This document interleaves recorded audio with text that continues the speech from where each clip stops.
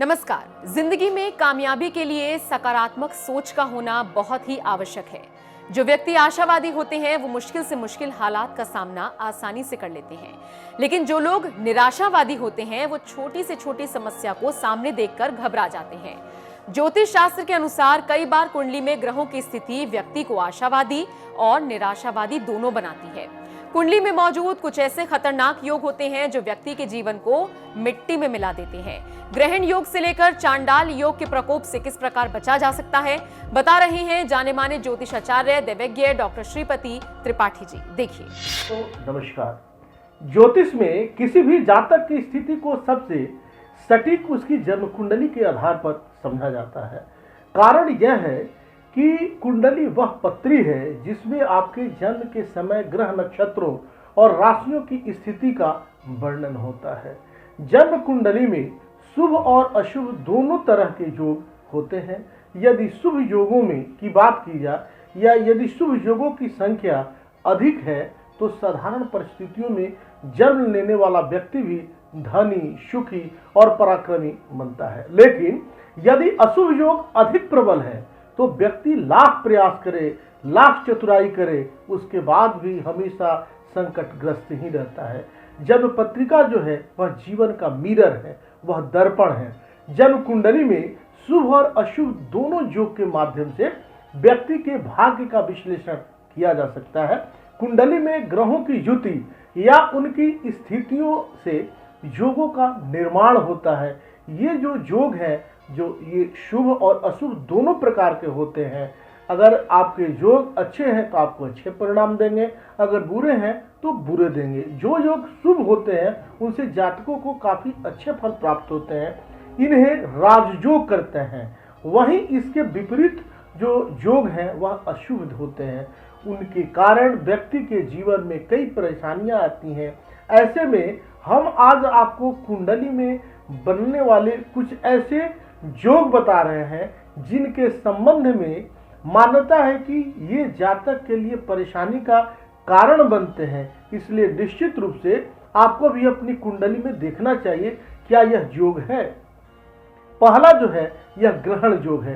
कुंडली के किसी भी भाव में चंद्र के साथ राहु या केतु बैठे हों तो ग्रहण योग बनता है। यदि इस स्थिति में सूर्य भी जुड़ जाए तो व्यक्ति की मानसिक स्थिति अत्यंत खराब रहती है, यानी उसका मस्तिष्क स्थिर नहीं रहता, मानसिक परेशानियां बनी रहती है, मानसिक क्लेश बना रहता है। उसके द्वारा किए गए कार्य में बार बार बदलाव होता है, साथ ही उसे बार बार नौकरी और शहर भी बदलना पड़ता है। कई बार ऐसा देखा गया है कि ऐसे व्यक्ति को पागलपन के दौरे तक पड़ते हैं। इसलिए ग्रहण से संबंधित उपचार करने चाहिए। इसके जो दुष्परिणाम हैं, दुष्परिणाम से बचने के जो उपाय हैं, ग्रहण योग का प्रभाव कम करने के लिए सूर्य और चंद्र की आराधना लाभ देती है। आदित्य हृदय स्तोत्र का नियमित पाठ करें, सूर्य को जल चढ़ाएं, आत्मीय बल मिलेगा। शुक्ल पक्ष के चंद्रमा को नियमित दर्शन करें।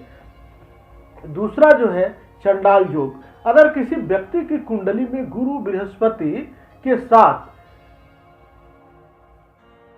राहु अगर बैठा है, मतलब बृहस्पति के साथ राहु बैठा है, तो दोनों की युति से गुरु चंडाल योग का सृजन होता है। इस योग में पैदा होने वाले व्यक्तियों को आर्थिक परेशानियों का सामना करना पड़ता है। इस योग का सर्वाधिक प्रभाव शिक्षा और धन पर होता है। जिस व्यक्ति की कुंडली में चंडाल योग होता है वह शिक्षा के क्षेत्र में असफल होता है और कर्ज में डूबा रहता है। चंडाल योग का प्रभाव प्रकृति और पर्यावरण पर भी पड़ता है। इसलिए इसके जो दुष्परिणाम से बचने के उपाय हैं, इसके जो उपाय हैं चंडाल योग के निवृत्ति के लिए गुरुवार को पीली दालों का दान किसी जरूरतमंद को करें। इस योग की शांति के लिए गुरु बृहस्पति की शांति के उपाय करने चाहिए। गुरुवार के दिन पीली चीजों का दान करना इस योग का एक निवारण है।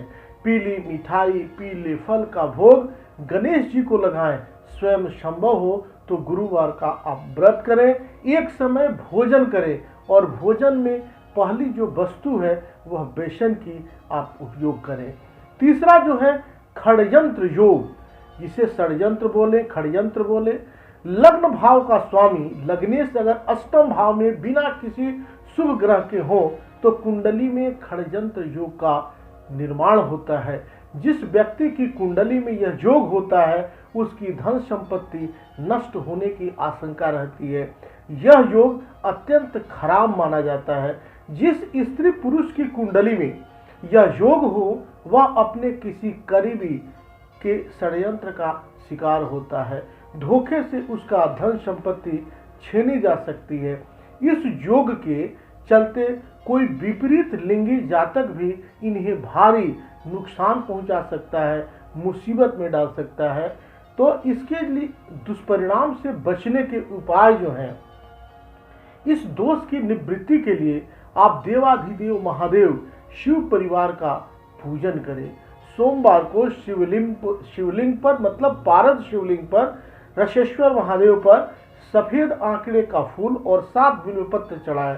शिव जी को दूध से बनी मिठाई का भोग लगाएं। चौथा जो है भावनाश योग, मतलब जन्म कुंडली में जब किसी भाव का स्वामी त्रिक स्थान यानी छठे, 8वें और 12वें भाव में बैठा हो तो उस भाव के सारे प्रभाव नष्ट हो जाते हैं। उदाहरण के लिए यदि धन स्थान की राशि मेष है और इसका स्वामी मंगल छठे, 8वें या 12वें भाव में बैठा हो तो धन स्थान के प्रभाव समाप्त हो जाते हैं। दुष्परिणाम से बचने के जो उपाय हैं, जिस ग्रह को लेकर यहाँ पे भावनाशक योग बना हुआ है उससे संबंधित वार को हनुमान जी की पूजा करें। इसके अलावा किसी जानकार की सलाह पर ही उस ग्रह से संबंधित रत्न धारण करके भाव का प्रभाव बढ़ाया जा सकता है। इसके दोष जो है दूर किए जा सकते हैं। पांचवा जो है अल्पायु योग। अगर किसी व्यक्ति की कुंडली में चंद्रमा पाप या क्रूर ग्रहों के साथ त्रिक स्थान मतलब छठे, 8वें और 12वें भाव पर बैठा हो तो यह स्थिति कुंडली में अल्पायु योग का निर्माण करती है। जिस कुंडली में यह योग होता है उस व्यक्ति के जीवन पर हमेशा संकट मंडराता रहता है, उसकी आयु कम होती है। इसलिए आयु से संबंधित उपचार के लिए मतलब इसके दुष्परिणाम से बचने के जो उपाय हैं, कुंडली में बने अल्पायु योग की निवृत्ति के लिए देवाधिदेव महादेव की पूजन के साथ साथ महामृत्युंजय मंत्र की एक माला रोज जपे, बुरे कार्यों से दूर रहें, दान पुण्य करते रहें। छठा जो है कुज योग। मंगल जब लग्न, चतुर्थ, सप्तम, अष्टम या द्वादश भाव में हो तो कुज योग बनता है। इसे मांगलिक दोष भी कहते हैं। जिस स्त्री या पुरुष की कुंडली में कुछ दोष हो उनका वैवाहिक जीवन कष्टप्रद रहता है, परेशानियां रहती हैं। इसलिए विवाह से पूर्व भावी वर वधू की कुंडली मिलाना आवश्यक है। यदि दोनों की कुंडली में मांगलिक दोष है तो ही विवाह किया जाना चाहिए। इसके दुष्परिणाम से बचने के जो उपाय हैं, मंगल दोष की समाप्ति के लिए आपको ध्यान रखना चाहिए कि पीपल और बट वृक्ष में नियमित जल अर्पित करें, मंगल चंडिका का पाठ करें, लाल तिकोना मूंगा तांबे में अगर आपकी कुंडली बताती है तो आप उसे धारण कर सकते हैं। मंगल के जाप करवाएं या मंगल दोष निवारण पूजन करवाएं। सातवां जो है विष योग। जब कुंडली में विष योग का निर्माण शनि और चंद्रमा की युति से होता है। इस योग के चलते व्यक्ति का जीवन नरक के समान हो जाता है। यह योग जातक के लिए बेहद कष्टकारी माना जाता है।